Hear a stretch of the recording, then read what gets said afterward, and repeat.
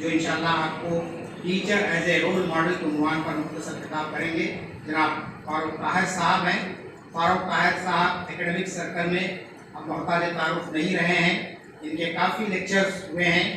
ख़ास तौर पर टीचर्स को उनके अंदर एक महरका पैदा करने में, उनके एक जज्बे खिदमत पैदा करने के लिए आपके काफ़ी लेक्चर्स यूट्यूब पर भी मौजूद हैं और मज़ामीन में भी आपके मज़ामीन आते हैं और आप गवर्नमेंट टीचर है, शहर से ही आपका ताल्लुक़ है।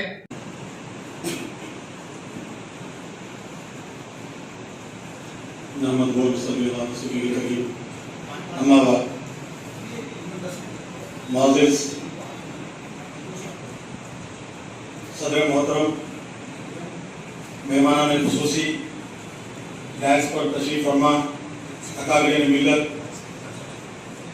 मुअज़्ज़िज़ ख़वातीन व हज़रात,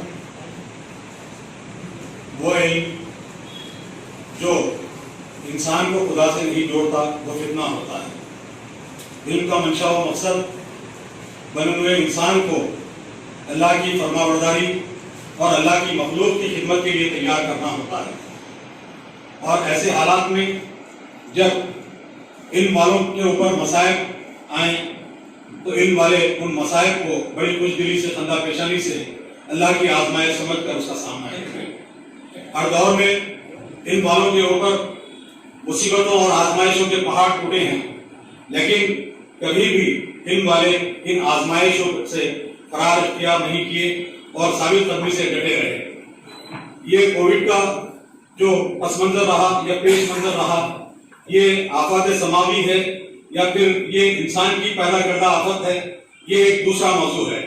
लेकिन नबी करीम सल्लल्लाहु अलैहि वसल्लम ने हमको जो पैगाम हक दिया था और जो इकरा का मिशन नबी करीम सल्लल्लाहु अलैहि वसल्लम ने बुलंद किया था, उस मिशन में हम किस हद तक कामयाब हुए और इन हालात में हमको किस तरह से अपना किरदार अंजाम देना है, इसके बारे में हमको असर नौ फिर से गौर करने की जरूरत है। असातिज़ा के लिए हो सकता है कि बेस्ट टीचर अवार्ड मिल जाए, उनको बेहतरीन सैलरी मिल जाए, प्रेसिडेंशियल मेडल मिल जाए, लेकिन मैं समझता हूं कि ये एजाज़ात असातिज़ा के लिए हकीर हैं, क्योंकि नबी रहमत सल्लल्लाहु अलैहि वसल्लम ने असातिज़ा को सबसे बड़ा एजाज़ ये बख्शा कि नबी करीम सल्लल्लाहु अलैहि वसल्लम ने फरमाया, इन्नमा बुइस्तु मुअल्लिमा, मुझे मुअल्लिम बनाकर भेजा गया है। इससे बड़ा एजाज़ नहीं हो सकता। नबी करीम सल्लल्लाहु अलैहि वसल्लम ने अपने आप को एक एडवोकेट नहीं कहा, एक इंजीनियर नहीं कहा, एक सोशल एक्टिविस्ट नहीं कहा या एक डॉक्टर नहीं कहा, बल्कि नबी करीम सल्लल्लाहु अलैहि वसल्लम ने अपने आप को एक टीचर कहा। ये टीचर का एक ऐसा पेशा है जिससे जिंदगी के तमाम पेशे इसी रास्ते से निकलते हैं। यही शर्तुस्मा है जहां से दूसरे पेशे निकलते हैं, और यही वो पेशा है जो दीगर पेशों की अजमत और उसकी दयानत के लिए उनको तैयार करता है। अगर टीचर में दयानत ना हो, टीचर में अमानतदारी का जज्बा ना हो और टीचर में एहसास जिम्मेदारी ना हो, तो मैं समझता हूं कि आज जो कौम जिसका खमियाजा सबको भुगतना पड़ रहा है वो टीचर्स की एहसास जिम्मेदारी के फरार या कोताही का नतीजा है। इस्लाम ने जो पैगाम दिया है, खैरुन नासी मन यनफउन नास, तुममें बेहतरीन आदमी वो है जो दूसरों के लिए खैर का सबब बने और वो दूसरों के लिए फायदे का सबब बने। ये अहम चीजें हैं। असातिज़ा के ऊपर मसाइब आएंगे और ये मसाइब आते रहेंगे, और इन मसाइब को खुशदिली से और खंदा पेशानी से इसका सामना करना बुलंद नज़्म और खास तौर पर जो मोमिन है, इकबाल ने फरमाया था, काफिर है तो बेतरक भी लड़ता है सिपाही। ये बेतरक क्या है? काफिर है जो शमशीर पे करता है भरोसा, मोमिन है तो बेतरक भी लड़ता है सिपाही। ये बेतरक आपके लिए कहा गया है।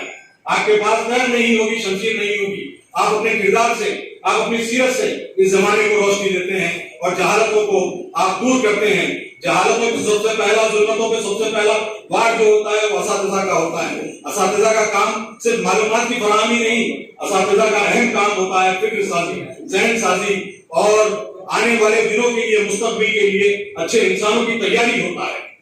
और असातिज़ा को सबसे पहले उस दर्जे पे अपने आप को रखना पड़ता है जो पहले तालिब इल्म नहीं होगा वो उस्ताद नहीं हो सकता। जो सीखने का जज्बा जिसके अंदर नहीं होगा वो उस्ताद कहलाने का हक नहीं रख सकता। तो जो सीखने वाले होते हैं वही सिखाने वाले होते हैं, जो पढ़ने वाले होते हैं वही पढ़ाने वाले होते हैं। आज हम देखते हैं कि साइंस पढ़ाते हैं, लेकिन वो साइंस ऐसी होती है गुमराही की तरफ लेके चली जाती है। सोशल होती है, वो सोशल स्टडीज, फिर वो गुमराही की तरफ जाने वाली होती, मार्ग की तरफ की बात होती है, मार्कियत की बात होती है, सरपरस्ती की बात होती है, हुसूल दौलत की बात होती है, लेकिन सबसे बड़ी दौलत जो होती है किरदार की दौलत होती है। नबी करीम सल्लल्लाहु अलैहि वसल्लम ने इसी बात को कहा था, आपके पास दो चीजें होनी बहुत जरूरी है। एक पहली चीज होती है मोहब्बत। आप असातिज़ा के अंदर मोहब्बत अगर होगी तो बच्चों में मोहब्बत की आप तरसील करेंगे। बच्चों में जब मोहब्बत की तरसील होगी तो ये जो नफरतों की जो आंधियां हैं और नफरतों की जो तूफान है, इसको आप बिल्कुल एक सर से आप इसको जड़ से उखाड़ कर देंगे। सबसे पहले आपके अंदर मोहब्बत आना जरूरी है। जाकिर हुसैन ने फरमाया था कि जाकिर हुसैन, डॉक्टर जाकिर हुसैन जो सदर जमहूरिया थे हमारे मुल्क के, उन्होंने कहा था कि तमाम दुनिया बच्चे से मायूस हो जाती है, नाउम्मीद हो जाती है, लेकिन दुनिया में दो अशखास ऐसे होते हैं जो उससे कभी नाउम्मीद नहीं होते। एक है उसकी माँ और उसका दूसरा होता है उसका उस्ताद।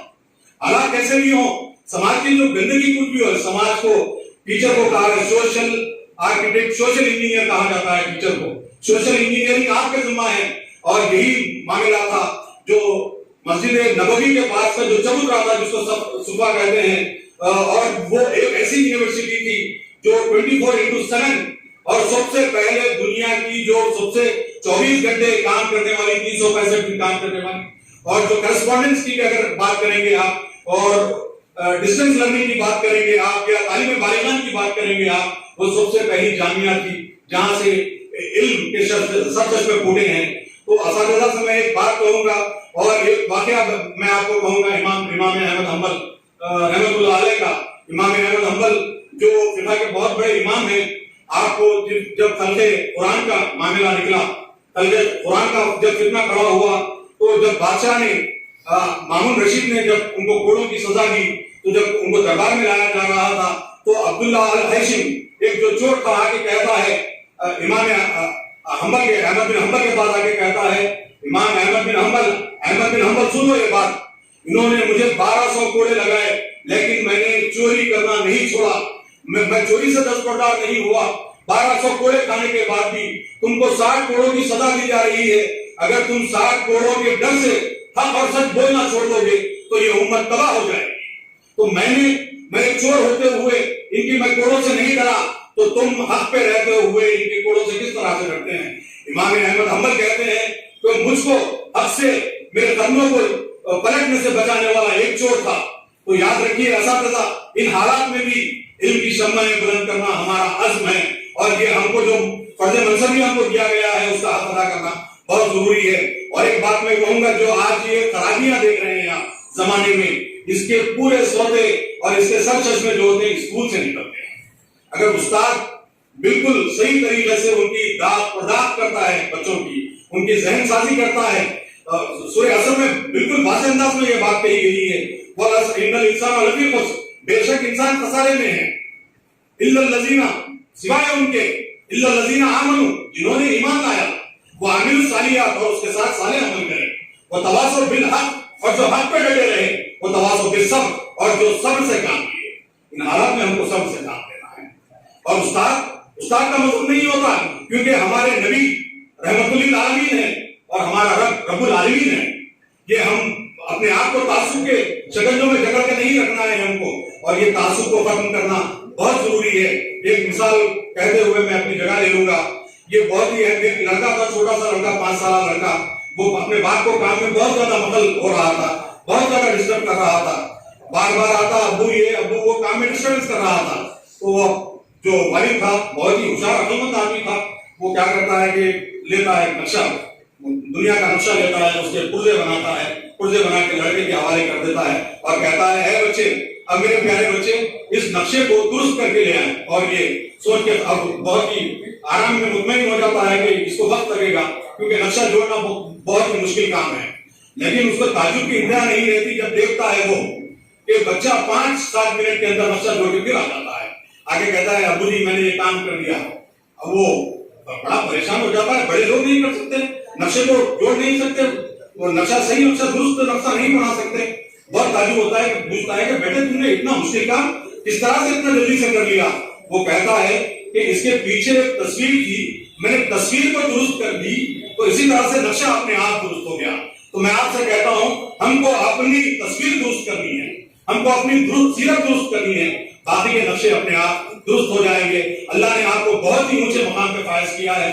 اور یہ آپ کے اس کے بعد ولا تسروا بالمیزان، جو ڈنڈی کا معاملہ ہے صرف کم تولنے کا نہیں ہے معاملہ، جو ذمہ داریوں میں بھی ڈنڈی مارتے ہیں ان کو بھی اللہ تعالیٰ گردن سے پکڑ لے گا. اور ان کو جو علم والے ہیں، علم رکھ کے وہ دیانت سے کام نہیں لیتے، وہ اسفل السافلین ہوں گے اور ان کو دوزخ کے آخری درجے میں ڈال دیا جائے گا. آپ کا کام بچوں کو سوچنے کا مجبور کرنا ہے، بچوں کی فکر سازی ہے، ذہن سازی ہے. بچوں کو جامع تقلید کی طرف مت لائیے. بچوں میں فکر کے سوتے گاڑی کو پھوڑیے، شب میں پھوڑیے. آپ اساتذہ ہیں، آپ علم کے علمبردار ہیں، علم کے امین ہیں. اگر تھک جائیں گے، اگر آپ ہمت آپ کی پستہ ہو جائے گی تو میں سمجھتا ہوں کہ یہ فلاح اور صلاح کا کام کوئی دوسرا نہیں کر سکتا. اللہ نے آپ کو جو موقع دیا ہے اور جس منصب پہ آپ کو فائز کیا ہے اس کے لیے شکریہ ادا کیجیے. میں تمام حاضرین جلسہ کا مجھ کو تحمل سے سننے کے لیے شکریہ ادا کرتا ہوں. اور ذمہ داران جماعت اسلامی، کیونکہ میرا تعلق بھی جماعت اسلامی کی ایک ذیلی تنظیم آل انڈیا آئیڈیل ٹیچر ایسوسی ایشن سے ہے. اور آل انڈیا آئیڈیل ٹیچر ایسوسی ایشن اساتذہ کے حقوق کے بجائے فرائض کی بات کرتی ہے. اور ہمارا یہاں پہ ہر مسلمان ایک ٹیچر کی حیثیت رکھتا ہے، ہر مسلمان ایک ٹیچر کی حیثیت رکھتا ہے. تو اسی طرح سے ہم کو صرف بے قید مومن ہو تو بے قید بھی لڑتا ہے سپاہی. ہم کو اپنے سیرت سے اس دنیا کو بدلنا ہے. واخر دعوانا الحمدللہ رب العالمین. ماشاءاللہ، یہ جناب فاروق طاہر صاحب جنہوں نے بہت ہی ویلیوبل جو ہے کامنٹس کیے ہیں یا جو ہے نکات دیے ہیں. میں ان ڈیو ریسپیکٹ سب سے جو ہے جو مقررین ہیں تھوڑا سا وقت کی جو ہے